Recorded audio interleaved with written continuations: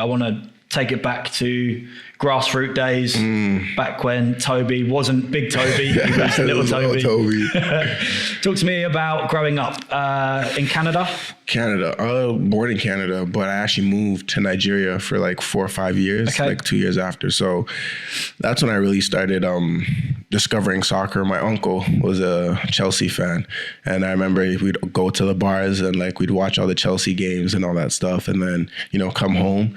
In my parents' house, there was like a compound in the driveway, and my grandmother's famous, so everybody wants to swing by her house. So we'd be playing footy there, but if she catches you, it's not like you for trouble. But I came back to Canada, and I didn't really have any desire to play soccer or anything like that. But I had issues at school. When the teacher says, "Oh, he's a distraction to himself as others. He's got too much energy in the classroom." So they're like, let's put that energy somewhere. And then they started me with the church soccer team. In fact, I still have all the photos. And it was me, a bunch of kids my age, and we would play in like youth leagues under the church. And I think someone said and there I was just, having fun, you're not really learning any skills. You're just running and toe poking it. And someone had come up to my parents and was like, "Hey, maybe you should register this kid in some, active competitive stuff." From there, house league, is that what it's called in UK?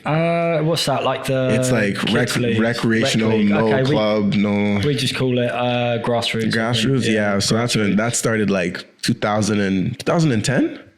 2010. Yeah. And then from there, Coach Louise, my dad's over there. He's the one with the memory. A coach had come and he's like, "Oh, there I was running rampant. I was a very fast kid." And, the games would end up being like 13-0 or so, you just have fun. And they're like, "Okay, put this kid one level higher."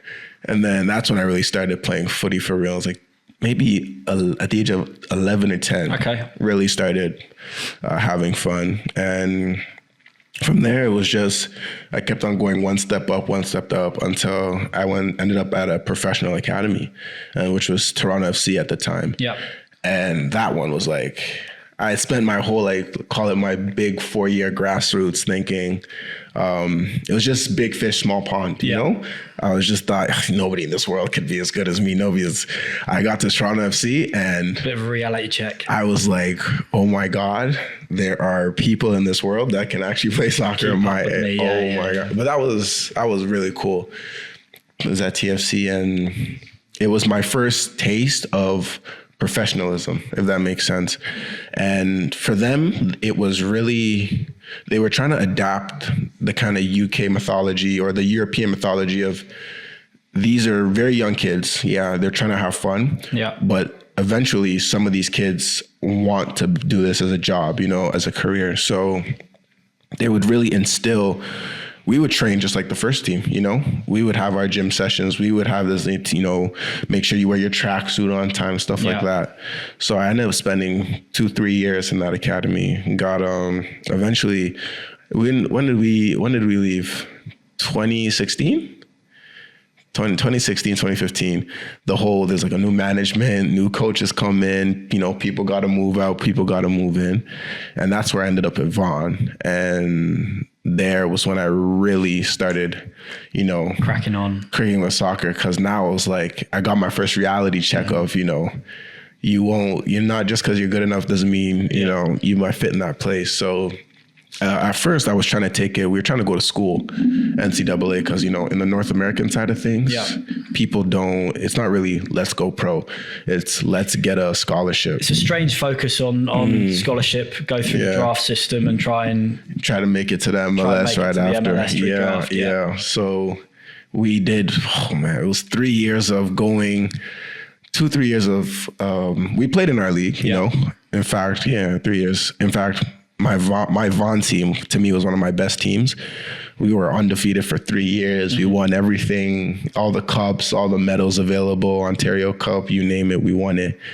And we were going back and forth to the States, showcases, playing against other teams, playing against universities, in fact.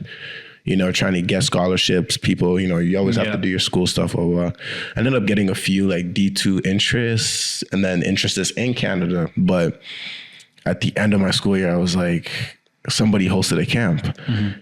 And it was one of like a trainer my dad had met. And he says, oh yeah, I train kids, blah, blah, blah. So my dad's like, sure, let's go. He ends up hosting a camp for a Division II side from Croatia who wanted to do what's it called? Like a camp outside, like a scouting camp, stuff like that. And went there, crushed it.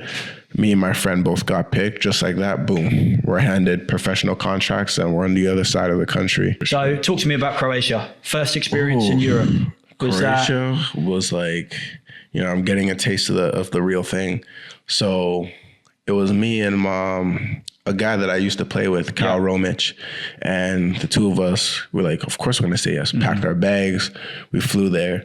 We were on trial for, I think, maybe 3.5 days before they're like, let's sign, let's do this. So it was like a conditional offer they gave you at the beginning. Yeah. It was come, train. If everything's okay, we sign off. You sign right away. Perfect. And we signed. We think everything's blue skies. I remember I was calling my parents after our first game. I'm like, oh, I didn't score, but they said I played good. They're gonna take me, da-da-da. Kyle's calling his parents. I kept a clean sheet. They said, no, we were happy, chilling in our rooms. And then the next morning we get a call and it's, the president, the person that was like funding this escapade has been outvoted by his board member. And he's been, basically kicked out of the club. Yeah. And me and Kyle were like, oh no. We're like, what the hell's going to happen to us? So the coach comes up to us and he's like, you know what? I'm not going to lie to you guys. You're great players, but we can't keep you on our dime. Uh-huh. And me and Kyle were like, damn. So we go to the president and then we could have gone like 2 routes. We could have stayed, played it out, or the president gave another option of going to a rival club that he had connections with, and they were going to put us on trial there. And this is the thing I was saying about football. It could go up, it could go down. You're just going to have to roll the dice, make your decisions, and live with it. We're like, okay, screw it. We went. And the team was called Inter Zaprasic. We go. I train. Personally, I believe I met the standard. Kyle gets his phone call. Yeah, Kyle, they're going to be keeping you. Kyle starts going crazy. Oh my gosh, bro, I just got the call. I'm looking at my phone waiting for it to ding. And then I get a text. I'm going to call you in a few minutes. And I'm like, it doesn't sound. Yeah, it doesn't sound too happy. So I'm like, if you're going to tell me I made it, right? Just break it. It's like, the club is bringing back a striker they have that's on loan at another club. And I'm like, damn.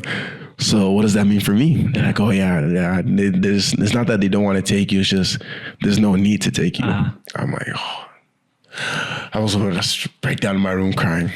I called the president. President's like, I called the team that I went back that I was at. I'm like, is option still on the table? They're like, no, we took it off. Yeah.